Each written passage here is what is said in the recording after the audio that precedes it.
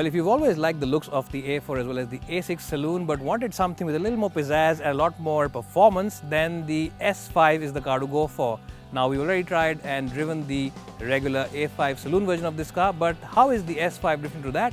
We'll find out on the show today, and we'll jump straight to the driver's seat and find out if this car will actually blow your mind away. So let's get started.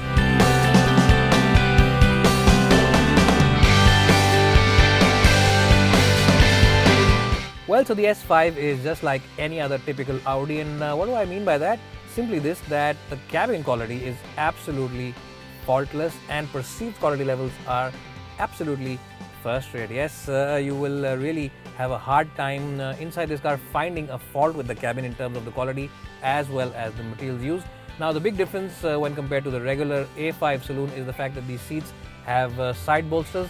Also, these are leather as well as Alcantara leather seats, which is a little more premium than the regular car. And you also get this soft lining over here on the door pad, which makes it feel a little more sportier as well as a lot more premium. The basic center console is finished in this nice silver finish along with this top black, and you also get this huge Quattro logo, which means this is a four-wheel drive car, and that means better traction than the regular A5 saloon. Well, seat comfort is really very good, and because you get these side bolsters, if you do decide to push this car into corners on those hilly sections, these seats will really hold you well. Another addition over here is the fact that the depth of the seat can be increased by simply using this button here and pulling this thing out. And if you have tall legs or long legs like me, then this is something that you will truly appreciate, because these seats will leave you fresh.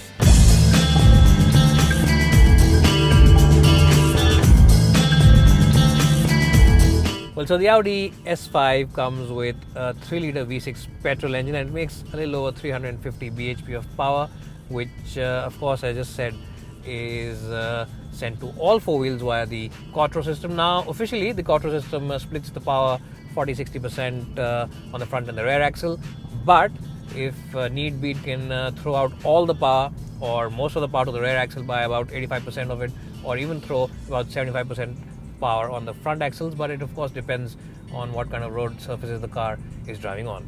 0 to 100 in around 5 seconds means that this car is in proper supercar territory, but it does not cost a bomb like supercars, and also it is more usable than a lot of supercars because it's also a lot more practical. And remember that it's also easier to drive than a lot of them. In fact, it's easier to drive than all of them. Well, but quick acceleration figures aren't the only strength of this car. You also get very good grip from the tires, which of course are aided by the Quattro system. But apart from that, also this car's grip levels are phenomenal. It really does have a solid grip on the road. It really hugs the road like a leash. Also remember that you get Audi's Drive Select system with this car, which means that if you're not happy with the way it's driving, you can always make it feel a lot more sportier and a lot more agile by simply selecting this button over here and going into the dynamic settings. Or you can also decide to go in for the individual settings. Of course, in dynamic setting, the steering wheel becomes really heavy, and it adds a lot more weight, and it becomes a little more feelsome as well. Well, where the S5 truly excels is on the highway. Yes, if you put this car on the highway, this car will simply sit on the road the entire day doing illegal speeds and delivering absolutely fantastic performance. And you can cover a lot of distances very quickly on this car. The suspension also on this car isn't overtly harsh, unlike a lot of other sporty cars or sporting cars, which tend to be on the side of performance and have very stiff suspension setups. This one, even though it is a little on the stiffer side, it is quite comfortable for daily use as well. So what I'm essentially trying to say is that the S5 is an everyday performance car that you can genuinely use on a day-to-day basis. Well, unlike the regular A5 diesel version, this one comes with an 8-speed gearbox. Remember, that car comes with a 7-speed dual clutch. This one comes with an 8-speed dual clutch. And just like the regular car, the gearbox is absolutely stunning in terms of the way it shifts gears. It is very quick-witted. There's hardly any lag.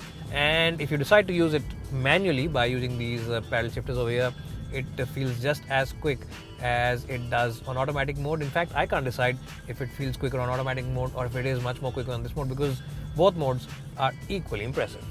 Well, most other motoring journalists will tell you that the steering wheel on the S5 or any other Audi for that matter is overtly light and it's not full of feel and could do with a lot more feel and feedback. Well, don't go ahead and listen to any of them, because most of them will never buy a car like this. So for everyday city use, it is a very good steering wheel. It's light, but even for that occasional trip to the track, it has good feel and good feedback, and it is a very accurate steering wheel. So what I'm trying to say is that go ahead and buy this car, because the steering wheel on this car is sporty enough. Well, if you think that the comfort setting on the drive select here isn't the best and you want a lot more sporty handling, then you can always choose the harshest setting or the stiffest setting for the car, which is of course dynamic. And even in that setting, the suspension as well as the steering wheel are quite good. Well, if you want to get some sort of supercar like feel in a very usable package, then the S5 is a great car. Well, if you push the S5 into corners, it's got very, very predictable handling. And what I mean by that is that body roll is always at a minimum. It's always well under control.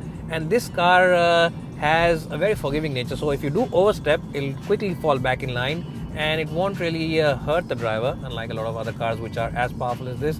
And that's something very good for people who've just bought their first ever performance car or their first ever powerful car. And that's something that really does bode well for the keen driver who's very new to the art of a powerful car. Well, what also makes this car very, very usable on a day-to-day basis is its excellent visibility all around. Now, sportback designs normally have bad visibility at the back, but over here, visibility is very good. You also get these slender A-pillars, which means that you can easily look around them. So visibility overall is really very good, and all that means that this is a very nice and easy car to drive in the city on a day-to-day basis.